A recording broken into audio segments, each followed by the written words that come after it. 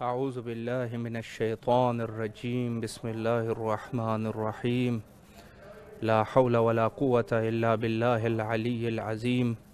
امام حسین علیہ السلام فور عالمی چینل کربلا مقدسہ کے آن لائن ٹرانسمیشن پروگرام معرفت منتظر عجل اللہ تعالی فرجہ الشریف میں آپ کی خدمت میں حاضر ہیں، اور ہمارے جتنی بھی نشریات ہے ان کو آپ ملاحظہ فرما سکتے ہیں جادو ٹی وی، روکو T V, Amazon fire T V اور ایپل ٹی وی کے ذریعے سے۔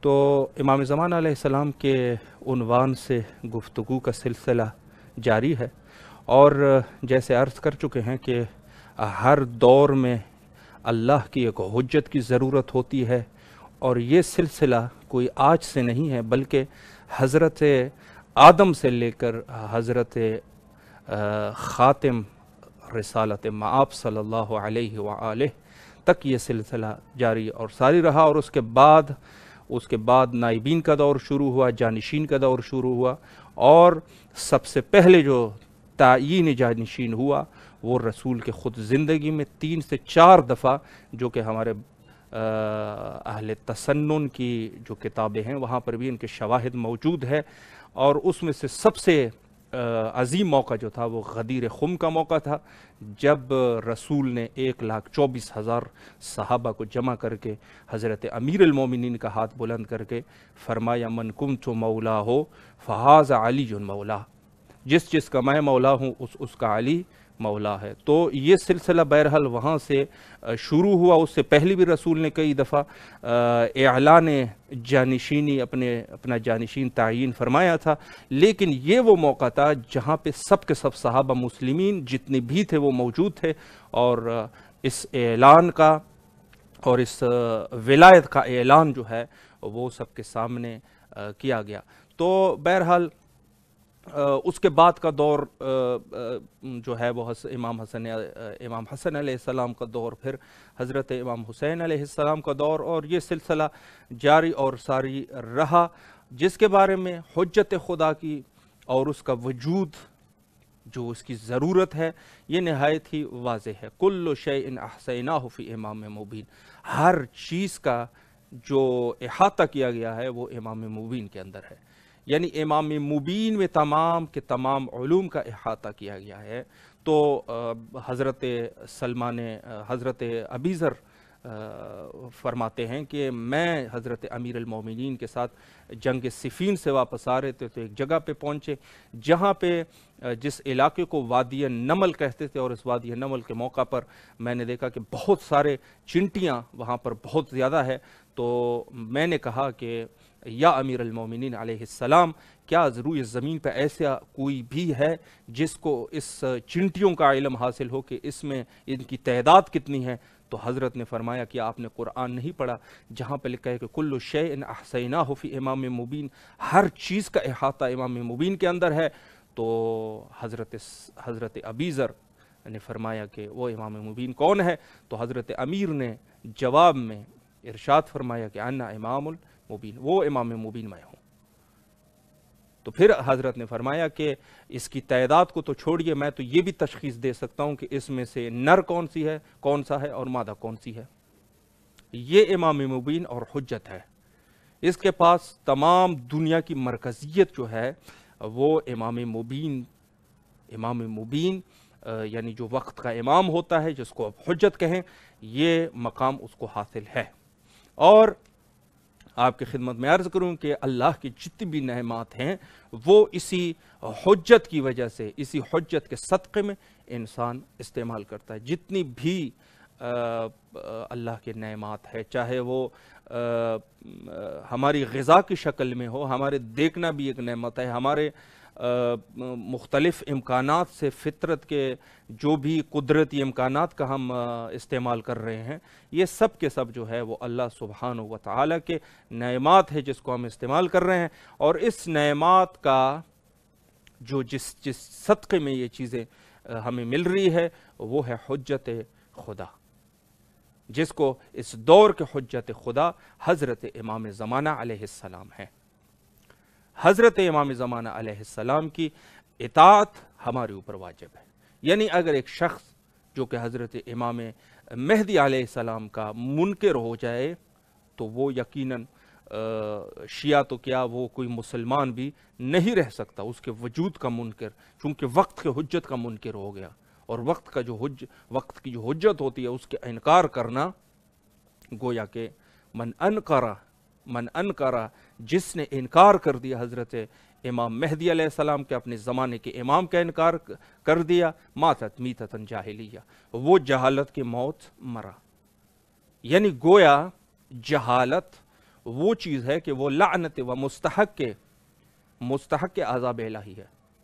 یعنی اگر کوئی شخص جہالت کی موت مرا، چونکہ قرآن میں تقریباً 8 قسم کے وہ معروف لوگ ہیں جن کے اوپر اللہ کی لعنتیں ہیں، اس میں سے کافر ہے، مشرک ہے، منافق ہے، اور ایک ہے اس میں سے جاہل۔ جہالت کا جو درجہ ہے وہ بالکل یعنی نزدیک بنزدیک ہے، یہ 8 قسم کے لوگ ہیں۔ یعنی اللہ کی لعنت اس جاہلین کے اوپر بھی ہے جو جہالت میں جا کے پھنسا ہوا ہے۔ یقیناً وہ آدمی جاہل ہے، اور گویا کہ جس نے انکار کر دیا حضرت امام مہدی علیہ السلام کے وجود کا، نعوذ باللہ، کسی نے کہہ دیا کہ امام جو ہے وہ ہے ہی نہیں، امام ہے ہی نہیں، یا کسی نے کہہ دیا کہ امام ہے لیکن یہ امام نہیں ہے جس کو یہ لوگ امام سمجھ رہے ہیں، یعنی مغالطہ کر دیا، یا ان کی غیبت کا منکر ہو گیا۔ یہ بہت بڑا مسئلہ ہے ہمارا، اصل میں امت مسلمہ میں جو مہم چیز ہے وہ یہیں پہ نقطہ ہے کہ ہمارا اختلاف غیبت کے اوپر ہے، غیبت کا اختلاف ہے، جبکہ ہمارے پاس وہ موجود ہے ایسی بہت سارے دلائل جس سے ہم ثابت بھی کرتے ہیں، لیکن بہرحال جو مخالفین ہے وہ اس چیز کے شدیداً منکر ہے، اور وہ اس چیز کو قبول نہیں کرتے۔ تو اگر دیکھا جائے، چونکہ امام کی شخصیت ایسی ہے کہ وہ ہمارے اعمال سے روایات میں ملتا ہے، امام ہمارے اعمال سے واقف ہے، امام ہمارے ہر قسم کے رفتار، گفتار اور کردار سے واقف ہے۔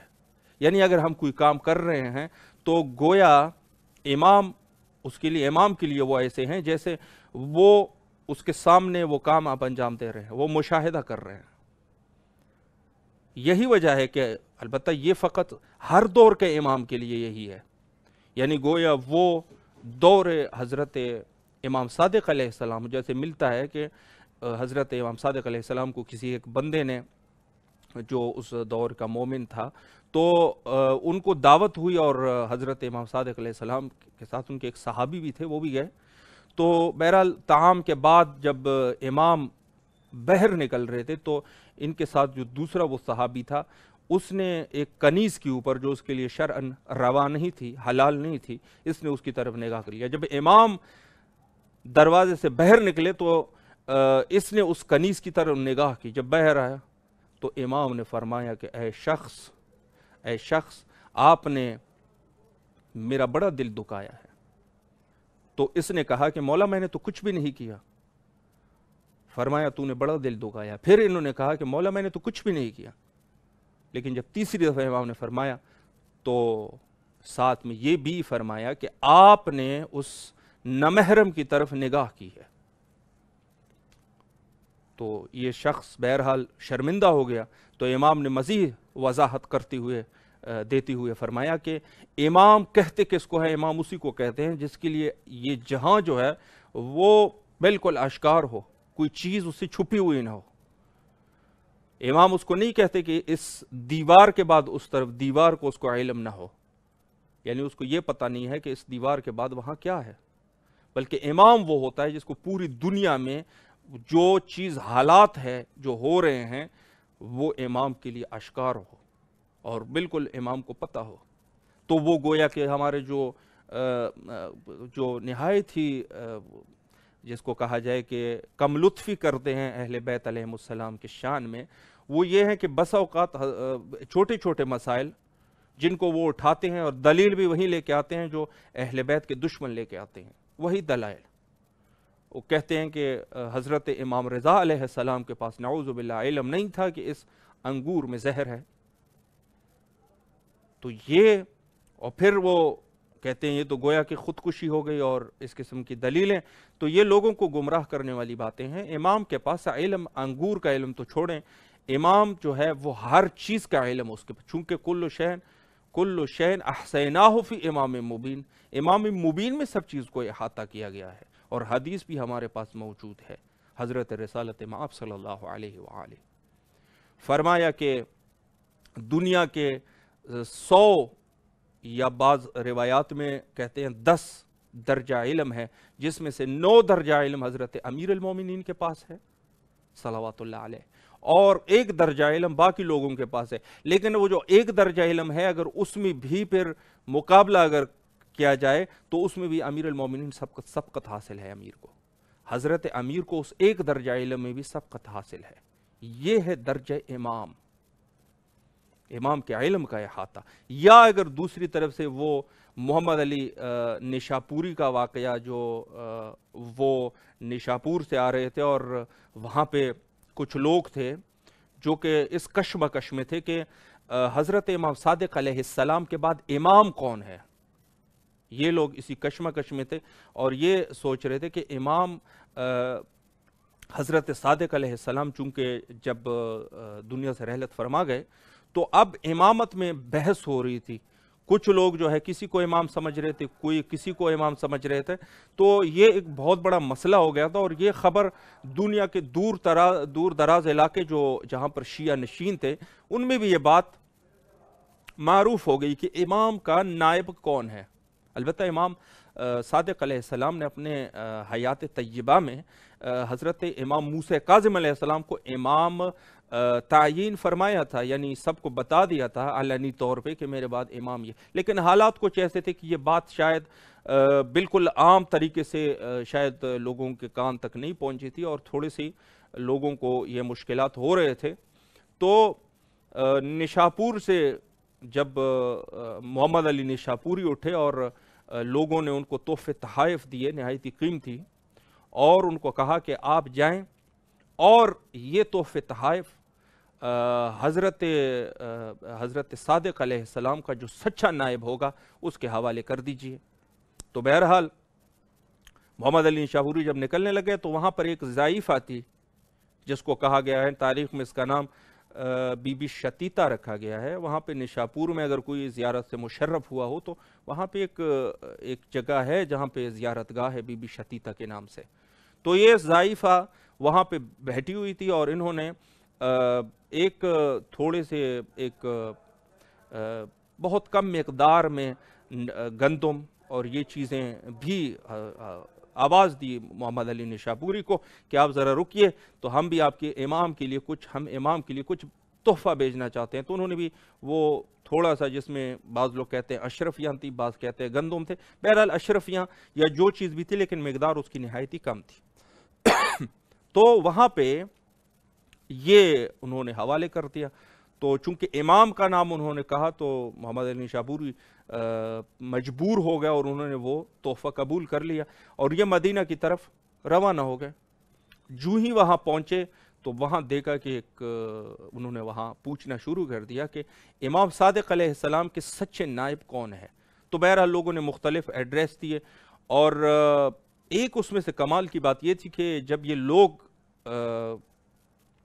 محمد علی نشاپوری کو یہ سامان دے رہے تھے، یہ تحفے تحائف وغیرہ جتنی بھی تھے وہ دے رہے تھے، تو ساتھ میں انہوں نے کچھ خطوط بھی لکھے، ایک خط لکھا تھا، ایک خط جس میں کچھ سوال تھے، اور شرط یہ لگائی تھی کہ اگر آپ جب کوئی بھی کہیں کہ میں امام کا نائب ہوں تو اس کے سامنے یہ خط پیش کر لیجئے، اور اس کے جوابات اگر وہ دے سکا تو آپ سمجھ جانا کہ یہ سچا امام ہے، اگر جوابات نہ دے سکیں تو سمجھ جانا کہ یہ سچا امام نہیں ہے۔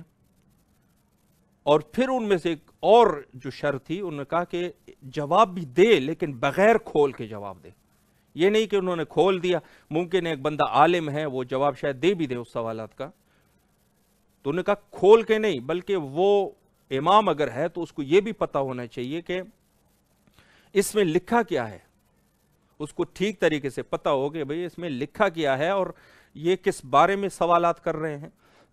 تو یہ سب چیزیں اس میں انہوں نے یہ شرائط لگائے، سوالات محمد علی نشاپوری کے ہاتھ میں دے دیے کہ امام، اگر آپ تشخیص دینا چاہتے ہیں کون امام ہے، تو جب آپ یہ خط لے کے جائیں گے تو وہاں پہ آپ کو جو بھی دعویٰ امامت رکھتا ان کو آپ یہ پیش کریں گے. اگر وہ اس کے جوابات دے سکیں بغیر کھولے، یعنی کھولے گا نہیں اس لفافے کو یا جو بھی وہاں پہ جو چیز تھی اس کو کھولے نہ، ایسے ہی جواب دے، تو سمجھ جانا یہ اللہ کی طرف سے امام ہے اور یہ حضرت امام صادق علیہ السلام کے سچے جانشین ہے. تو اس حالات میں محمد علی نشاپوری جب مدینہ پہنچے، وہاں پہ بہت سارے امامت کے دعوے دار موجود تھے، اہل بیت کے گھرانے سے تھے. گمراہی کہیں بھی آ سکتی ہے، گمراہی کہیں بھی آ سکتی ہے. تو یہ خود امامزادے بھی کچھ ایسے تھے جو گمراہ ہو چکے تھے اس دور میں، اور وہ امامت کا دعویٰ کر چکے تھے. تو کسی نے اس سے کہا، جب یہ کافی تھک گئے تلاش کرتے کرتے، چونکہ اس سوالات کا جواب یا تو کوئی دے نہیں سکتا تھا، دیتا تو اس کو وہ کھولنے کی کوشش کرتے، تو ظاہر ہے کہ کھولنے کا جب وہ کھولتا تو بس ان کے لیے واضح تھی کہ یہ بات کہ یہ امام نہیں ہے. تو آخر میں کسی نے کہا کہ حضرت امام موسیٰ کاظم علیہ السلام کا گھر وہاں پہ ہے، آپ جا کے حضرت امام موسیٰ کاظم علیہ السلام کی خدمت میں چلے جائیں، وہی امام ہے. تو جب وہاں پہنچے تو امام نے سب سے پہلے کہا کہ ہاں کون سی چیزیں آپ لے کے آئے ہیں نشاپور سے. تو انہوں نے وہ گفٹ رکھ دیے اور ساتھ میں وہ خط بھی پیش کر لیا کہ اس کے جوابات بھی آپ دے دیں. تو امام نے فرمایا کہ اس خط میں جو لکھا ہے، جو سوالات ہے، وہ میں بیان کر دوں یا آپ بیان کرتے ہیں؟ تو امام نے کہنا تھا کہ امام نے وہ سوالات بالکل اسی شکل میں، تو انہوں نے کہا کہ آپ خط کو کھول لیجئے گا، نیچے جو ہے وہ جوابات بھی لکھے ہوئے ہیں اس میں. اس نے خط کھولا تو دقیقاً وہی تھا کہ اس میں جوابات بھی خود بخود لکھے ہوئے تھے. امام نے معجزہ کر کے اس میں وہ سوالات لکھ دیے تھے. اور بعد میں جو ہے یہ روانہ ہو گئے. جب یہ روانہ ہونے لگ گئے تو امام نے فقط وہی بی بی شتیتا کا وہ جو بہت ہی نہایت ہی کم تحفہ تھا اس کو قبول کر لیا، اور باقی جتنے بھی تحفے تھے وہ ان کے واپس کر دیے. ان کو واپس کر لیجئے، ہمیں ان کی ضرورت نہیں ہے. تو محمد علی نشاپوری کہتے ہیں کہ میں بڑا پریشان ہو گیا کہ آخرکار اتنے سارے تحفے تحائف ہیں اور یہ بہرحال شیعوں نے بھیجے ہیں، تو یہ امام کو قبول کرنے چاہیے تھے. تو اس کے اصرار کو وہ نہیں سمجھ رہے تھے. لیکن جب کئی وقت کے بعد وہ نشاپور پہنچے تو دیکھا کہ جتنی بھی وہ لوگ تھے وہ سب کے سب زرتشتی ہو گئے تھے، مجوسی ہو گئے تھے. انہوں نے اپنا دین بدل دیا تھا، دین کو انہوں نے بدل دیا تھا، اور ان کے پاس کچھ بھی نہیں تھا. اور جب امام یہ محمد علی نشاپوری نے یہ منظر دیکھا تو بڑے حیران ہو گئے کہ امام کے علم، جس کو یہ بھی پتہ ہے کہ اب یہ لوگ گمراہ ہونے ہیں، یہ ہمارے شیعہ نہیں ہیں. چونکہ امام کسی ظاہری دولت کو تو وہ اہمیت نہیں دیتے. ظاہر سی بات ہے کہ وہ اگر خمس بھی لے رہے ہیں یا کوئی چیز بھی لے رہے ہیں وہ مومن کے ہاتھ سے لیں گے، نہ یہ کہ ہر شخص کے ہاتھ سے. تو بہرحال جب وہ واپس آئے تو انہوں نے جو ہی بی بی شتیتا کے لیے جو کہا تھا وہ بھی دقیقاً تھا. انہوں نے فرمایا، امام نے فرمایا کہ یہ تحفہ میں قبول کر رہا ہوں. آپ جب پہنچیں، جب آپ نشاپور پہنچ جائیں تو وہاں پہنچتے ہی ان کو ہمارا سلام پیش کر لیجئے اور ان کو کہہ دے کہ 3 دن کے بعد آپ اس دنیا سے رحلت کر لو گی. تو یہ آئے اور بی بی جو شتیتا تھی وہاں پہ ان کو انہوں نے باقاعدگی سے وہی امام کا پیغام، سلام، یہ سب پیش کر لیا، اور 3 دن کے بعد وہ امام نے جیسے فرمایا تھا بالکل اسی طرح ہوا اور وہ دنیا سے چل بسی. تو یہ ایک ہمارے پاس امام ہے، امام کی یہ شان و شوکت ہے، شناخت امام یہ ہے. امام کے کچھ ایسے کام ہوتے ہیں کہ جو دوسروں کی بس کی باتیں نہیں ہوتی. امام کے کام وہ حتی زبانوں کو، مختلف اشیاء کی زبانوں کو، مختلف حیوانات کی زبانوں کو وہ جاننے والے ہوتے ہیں. وہ کسی زبان میں بھی گفتگو کر سکتے ہیں. وہ علم کے مکمل طور پہ، جیسے کہ رسول کے لیے وہ حدیث مشہور و معروف، انا مدینۃ العلم و علی بابھا، میں علم کا شہر اور حضرت امیر المومنین اس کا دروازہ ہے. تو یہ امام کی منزلت ہے. ہمارے ساتھ آج کے مہمان سید حسین زیدی نجف اشرف میں مقیم ہے اور میرٹھ ہندوستان سے تعلق رکھتے ہیں. انشاءاللہ العزیز مزید گفتگو ان سے کرتے ہیں. السلام علیکم ورحمۃ اللہ وبرکاتہ. علیکم السلام ورحمۃ اللہ وبرکاتہ.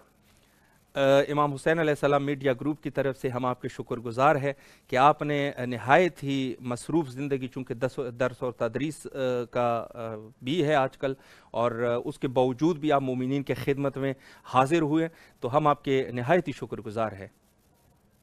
شکریہ بہت بہت. خدا آپ کو اور آپ کی تمام ٹیم کو محمد و آل محمد کے صدقہ میں اجر عظیم عطا فرمائے. الہی آمین، الہی علی. مولا آپ کو بھی سلامت رکھیں.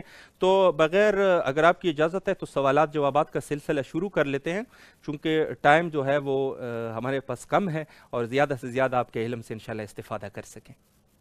انشاءاللہ حاضر خدمت میں. بسم اللہ. پہلا سوال یہ ہے کہ ابھی ہم گفتگو کر رہے تھے حجت خدا کے اوپر، تو سوال اگر میں اس طرح کر لوں تو بہتر ہے کہ زمین اگر حجت خدا سے خالی ہو جائے تو کیا اتفاقات رونما ہو سکتے ہیں؟ اعوذ باللہ من الشیطان الرجیم. بسم اللہ الرحمن الرحیم. وبہ نستعین وصلی اللہ علی سیدنا ونبینا وعلی اہل بیتہ الطیبین الطاہرین. اللہم صلی اللہ علیہ وسلم.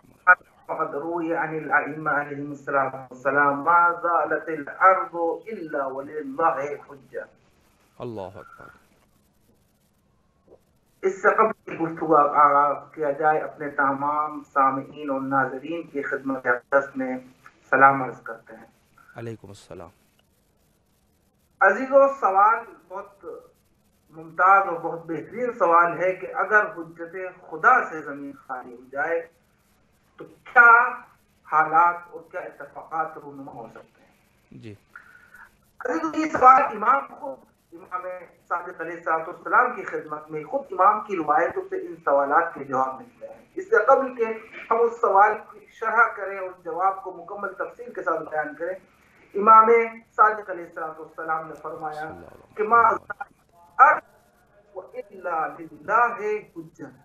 جب تک یہ زمین ہے، اس زمین کے اوپر اللہ کی حجت باقی رہے گی. اللہ اکبر. اگر دیا جائے، اگر حجت کو سلب کر لیا جائے، اگر حجت اس زمین پہ نہ رہے، تو روایت میں وارد ہوا ہے لساقط الارض باہلھا، تو یہ زمین اپنے اہل کے ساتھ دھس جائے گی.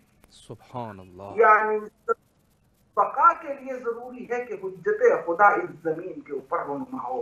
زمین کی بقا ضروری ہے کہ حجت خدا ہمارے درمیان اس زمین کے اوپر ہو. بے شک. اب اس سوال میں یہ خود اس جواب کے اندر ایک سوال یہ پیدا ہوتا ہے کہ جناب حضور والا، حجت خدا کی ہمیں ضرورت کیا ہے؟ جی. حجت خدا کا اگر حجت خدا نہ ہو تو زمین اپنے اہل کے ساتھ دھس جائے، تو حجت خدا کا ہونا ضروری کیوں ہے؟ تو خود امام نے فرمایا لِيُعْرَفَ الْحَلَالَ وَالْحَرَامَ وَيُدْعَ إِلَىٰ سَبِيلِ رَبِّهِ. کیوں حجت خدا کا ہونا ضروری ہے؟ خود امام نے ارشاد فرمایا کہ تاکہ حلال اور حرام کی تمیز پیدا ہو سکے. اللہ. لِيُعْرَفَ الْحَلَالَ وَالْحَرَامَ، تاکہ حلال، اور اگر آپ سے میں سوال کرنا چاہتا ہوں کہ ناظرین سے اس نقطے کی طرف متوجہ کرنا چاہتا ہوں کہ اگر حلال اور حرام کی پہچان نہ ہو تو انسان کو ضروری ہے کہ کوئی نہ کوئی ہادی اور رہبر ہو جو ہمیں حلال اور حرام کو بیان کرے، تاکہ ہم پہچان کہ یہ حلال شے ہے اور یہ حرام ہے. اور وہ حجت خدا جو ہمیں بیان کرتا ہے کہ یہ حلال ہے اور یہ حرام ہے. اگر حجت خدا نہ ہو، حلال اور حرام کے درمیان انسان تمیز اور امتیاز پیدا نہیں کر سکتا. کیا حلال ہے، کیا حرام ہے. ایک وجہ یہ. دوسری کی جو روایت میں فرمایا تاکہ وہ یدعو الناس الی سبیل ربہ، تاکہ اللہ کے راستے کی طرف، جو اللہ کا راستہ ہے، جو اللہ کی سبیل ہے، اس راستے کی طرف حجت خدا ہدایت فرماتا ہے. بے شک. اب اس حجت خدا کا ہونا کیوں ضروری ہے؟ کیونکہ حجت خدا خالق اور مخلوق کے درمیان رابطے کی ضرورت ہے. سبحان اللہ. خالق اور مخلوق کا رابطہ ہے عزیزان گرامی، کیونکہ خالق کا کمال یہ ہے، خالق کا کمال یہ ہے کہ وہ بندے تک آ نہیں سکتا. بے شک. اور مخلوق کے اندر نقص اتنا ہے کہ وہ خالق تک جا نہیں سکتا. اللہ. تو جب خالق اس مخلوق تک نہیں آ سکتا اور یہ مخلوق اپنے خالق تک پہنچ نہیں سکتی، وہ اپنے کمال کی وجہ سے اس مخلوق تک نہیں پہنچ سکتا، مخلوق اپنے نقص کی وجہ سے اس خالق تک نہیں پہنچ سکتی. تو ایک رابطے کی ضرورت تھی جو خالق اور مخلوق کے درمیان رابطہ پیدا کیا جائے. اس رابطے کا نام ہے حجت خدا. اللہ اکبر. سبحان اس اللہ. رابطے حجت خدا، اس کے اندر کمال یہ ہے کہ اس خالق نے اپنے کمال سے نوازا، بے شک. اور اس کمال نوازنے کے بعد اس نورانی شخصیت کو انسان کے لباس میں بھیجا تاکہ ادھر سے خالق سے نور ہونے کی وجہ سے خالق سے ربط ہو جائے اور جسم ہونے کی وجہ سے مخلوق سے ربط ہو جائے. سبحان اللہ. اس رابطے، اس واسطے کا نام ہے حجت خدا. بے شک. اگر حجت خدا زمین پہ نہ ہو تو عزیزان گرامی خالق اور مخلوق کے درمیان رابطہ نہیں ہو سکتا. اور میں اپنی بات کو مثال سے واضح کروں کہ اگر جس طرح ایک مچھلی اس وقت تک زندہ رہتی ہے جب تک اس کا ربط پانی سے، آب سے رہتا ہے، بے شک. اگر وہ ربط منقطع ہو جائے تو اس کی زندگی ختم ہو جاتی ہے. اسی طرح اللہ کی مخلوق اور خالق کے درمیان، خالق اور مخلوق کے درمیان جو رابطہ ہے وہ اسی طرح کا رابطہ ہے کہ جس طرح اگر مچھلی کو پانی سے نکال لیا جائے تو اس کی حیات فنا ہو جاتی ہے، اسی طرح خالق اگر مخلوق کا رابطہ اپنے خالق سے منقطع ہو جائے تو اس کی زندگی، جس طرح کی روایت میں لساخت الارض بہلا، یہ دنیا ختم ہو جائے. اس رابطہ کا نام ہے حجت خدا. اگر وہ حجت خدا نہ ہو تو انسان خدا تک پہنچ نہیں سکتا. اور یہی وجہ ہے نبی اور امام کی بعثت و خلقت کا مقصد ہی یہ ہے کہ تاکہ اس مخلوق کو اس کمال تک پہنچا دیا جائے کہ تاکہ خدا تک مل جائے. اور خدا تک پہنچانے والے راستے کا نام ہے نبی، امام اور حجت خدا. سبحان اللہ. سبحان اللہ. سبیل، جیسے کہ فرمایا حلال اور حرام تاکہ حلال اور حرام تاکہ لوگ حلال اور حرام کو پہچان سکے. آپ یہ بتائیں کہ اگر حجت خدا نہ ہوتی، کیونکہ حلال اور حرام کسے کہتے ہیں؟ حلال اس شے کا نام ہے کہ جس کے اندر مصلحہ شدید پائی جاتی ہو، جو انسان کے لیے فائدہ مند. حلال وہ شے ہے کہ جو انسان کے لیے فائدہ مند ہو، اور حرام اس شے کا نام ہے کہ جس کے اندر انسان کو نقصان ہو. اب انسان کو کیا پتا تھا کہ کس شے کے اندر فائدہ ہے اور کس شے کے اندر نقصان ہے؟ یہ خدا کا لطف ہے، یہ خدا کا کرم ہے، یہ اس کی مہربانی، یہ اس کی نوازش ہے کہ اس نے نبیوں کو بھیجا، اس نے اماموں کو بھیجا تاکہ وہ بتا سکیں یہ حلال ہے تاکہ اس کے اندر مصلحت ہے، اس کے اندر فائدہ ہے، اس کام کو انجام دو تاکہ تم مصلحت دار دنیا اور دار آخرت میں فلاح و بہبودی پا سکو. مصلحت دنیا اور آخرت، اس کام کے اندر مفسدہ ہے، اس کام کے اندر نقصان ہے، یہ کام نقصان دہ ہے دنیا اور آخرت کے لیے، تو اس کو ترک کر دو.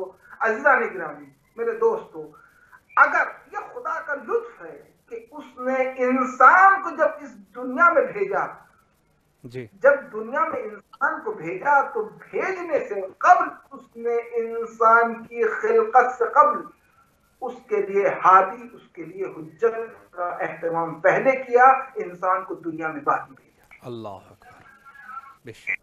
نبی آدم سے پہلے کوئی انسان نہ تھا. خدا نے انسان کی ہدایت کا اہتمام اس طرح کیا کہ ایک لمحے کے لیے بھی خدا نے انسان کو ہادی و حجت کے بغیر نہیں چھوڑا. بے شک. ایک زندگی بھی ایسی نہیں تھی کہ خدا نے اپنے بندے کو، یہ اس کا لطف ہے کہ خدا نے اپنے بندے کو ایک لمحے کے لیے بغیر ہادی اور رہبر کے نہیں چھوڑا. آدم جب دنیا آدم پہلے نبی تھے. آدم جب دنیا میں تشریف لائے تو نبی بنا کے بھیجا تاکہ کائنات کے اندر ہادی حجت کا اہتمام پہلے کیا جائے. مخلوق دوسری بعد میں آئی, دوسرے لوگ دنیا میں بعد میں آئے, لیکن ان سے پہلے ہادی کا اہتمام خدا وحدہ شریف نے پہلے کیا. تو خدا نے ہادی اور رہبر کا اہتمام پہلے کیا. ایک لمحے کے لیے بھی اپنی مخلوق کو بغیر ہادی اور رہبر کے نہیں چھوڑا. بے شک اس زمانے خلقت آدم سے آج تک, خلقت آدم سے لے کے آج تک خدا نے ایک لمحہ بھی ایسا نہیں ہے کہ اپنے بندے کو تنہا چھوڑا ہو. یہ اس کا لطف ہے, یہ اس کا کرم ہے. انسان کو بعد میں خلق کیا, اس کی ہدایت کے تمام راستے پہلے مہیا کیے.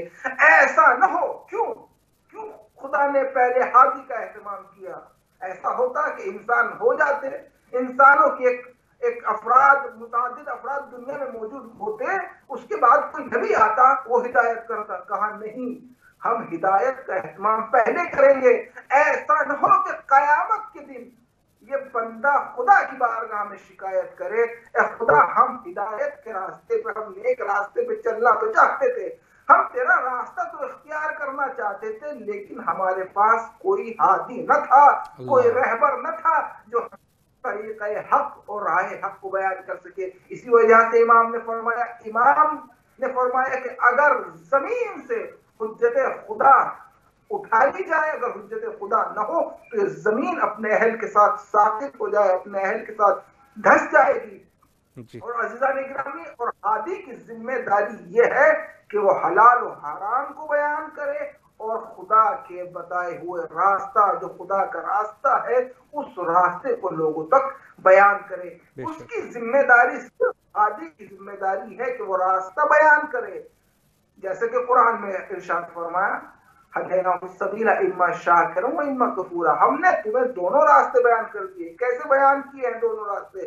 اپنے نبی کے ذریعے, اپنی حجت کے ذریعے, اپنے امام کے ذریعے, اپنے ولی کے ذریعے.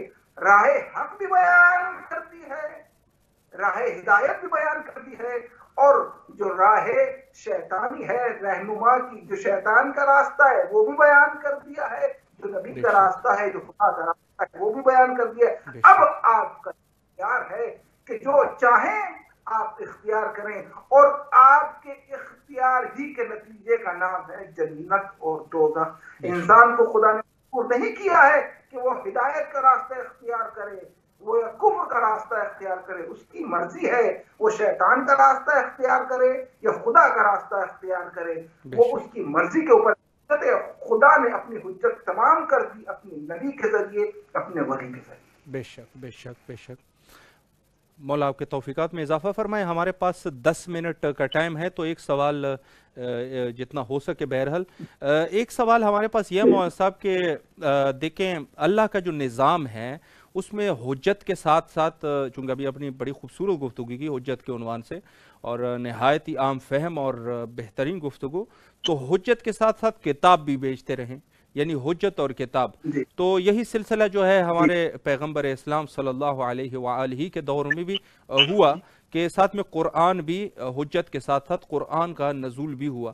تو عرض یہ ہے کہ کیا قرآن جو ہے وہ امت کے لیے کافی نہ تھا کہ حجت کی بھی ضرورت پڑ رہی تھی؟ جی جناب, آپ کا سوال یہ کہ آیا قرآن کافی نہ تھا. میں آپ کے سوال کی تقویت کے لیے آپ کا سوال کو اور میں قوی تر بناتا ہوں قرآن کی آیات اور روایات سے. قرآن میں ارشاد فرمایا وَلَا رَتْبٍ وَلَا يَابِسٍ إِلَّا فِي كِتَابٍ مُبِينٍ. ماشاءاللہ, اس کتاب کے اندر ہر خشک و تر موجود ہے. جب ہر خشک و تر موجود ہے تو اب نبی کے بعد اب کسی شے کی حاجت نہیں ہے ہمیں. جی.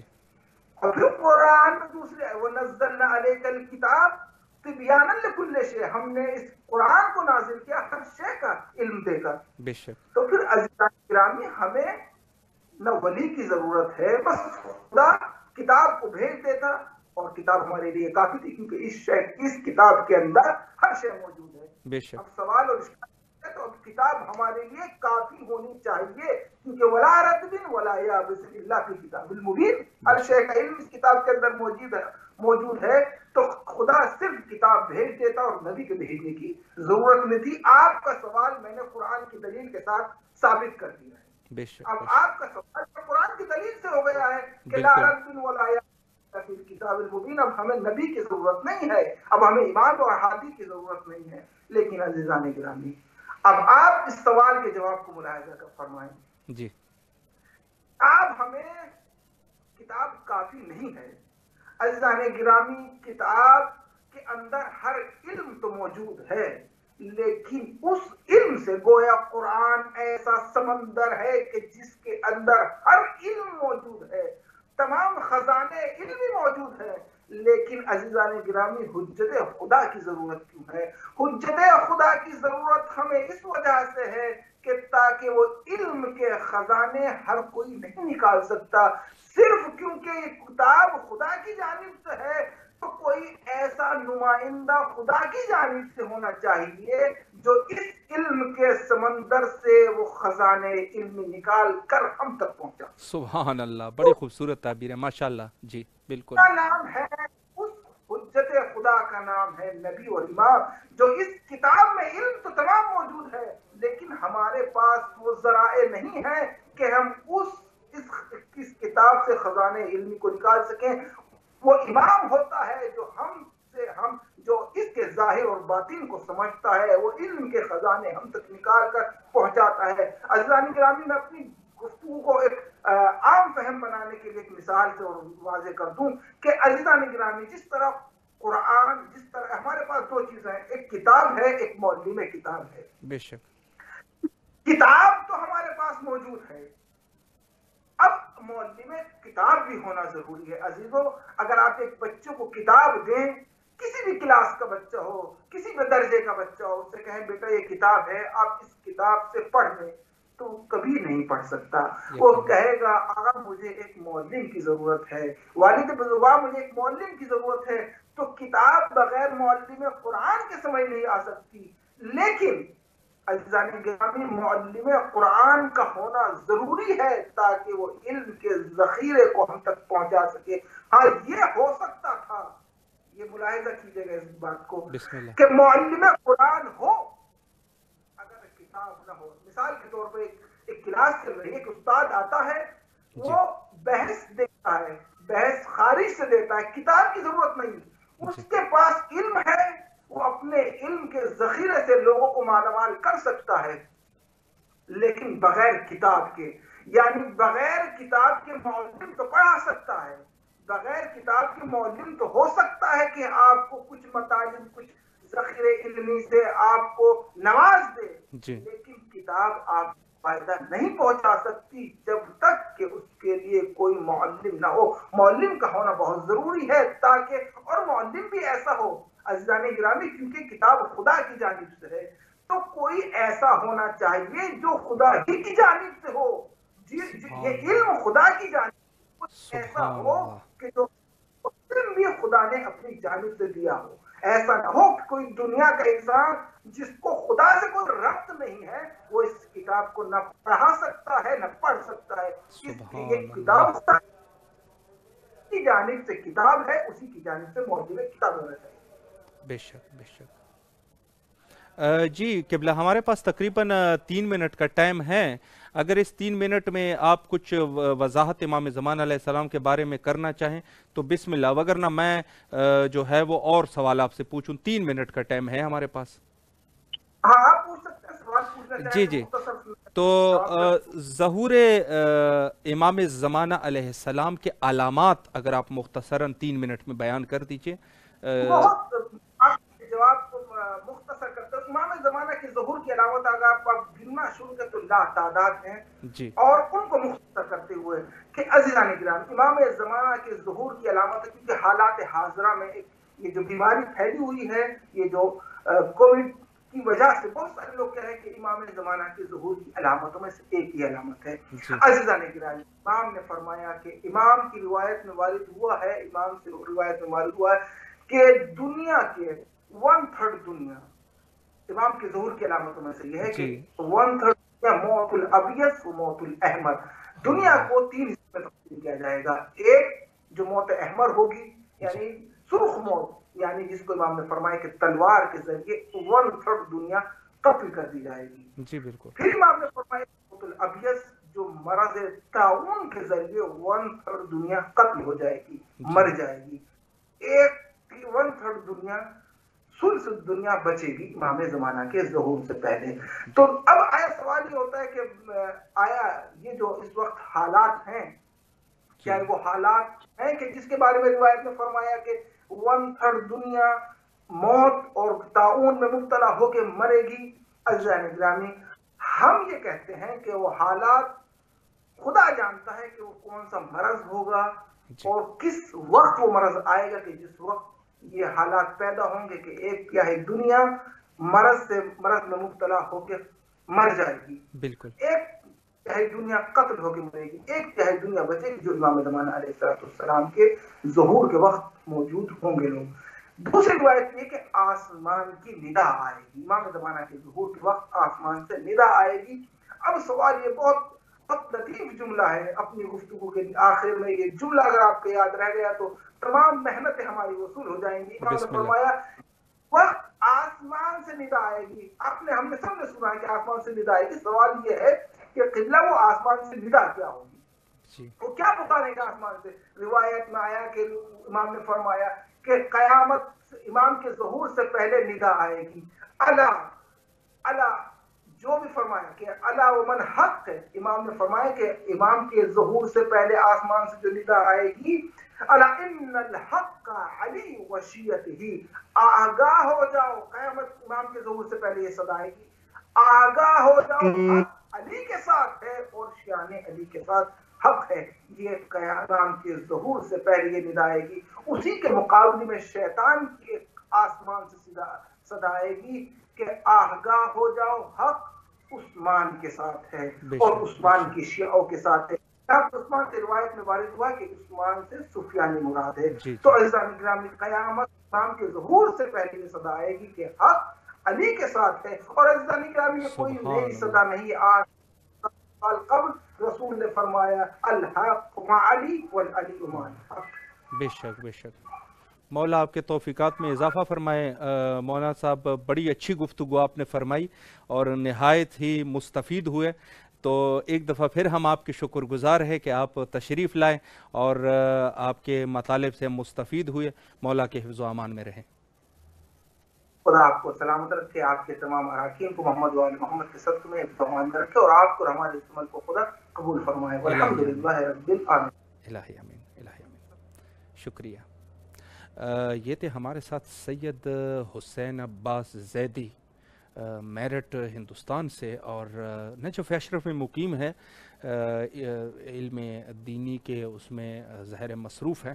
تو نہایت ہی اچھی گفتگو اور خوبصورت طریقے سے جس طریقے سے اس نے جدید دور کے تقاضے کو مد نظر رکھتے ہوئے جواب دیے، نہایت ہی عمدہ اور نہایت ہی خوبصورت طریقے سے. چونکہ ظاہر علماء کا کام ہے لوگوں کے لیے رستوں کو آسان کر دینا. تو عرض یہ ہے کہ آخری میں ظاہر انہوں نے فرمایا کہ جو علامات ہے وہ ایک تو یمانی ہے اور ایک سفیانی اور ایک صیحہ یعنی وہ آواز آسمانی، اور ایک ہے قتل نفس زکیہ.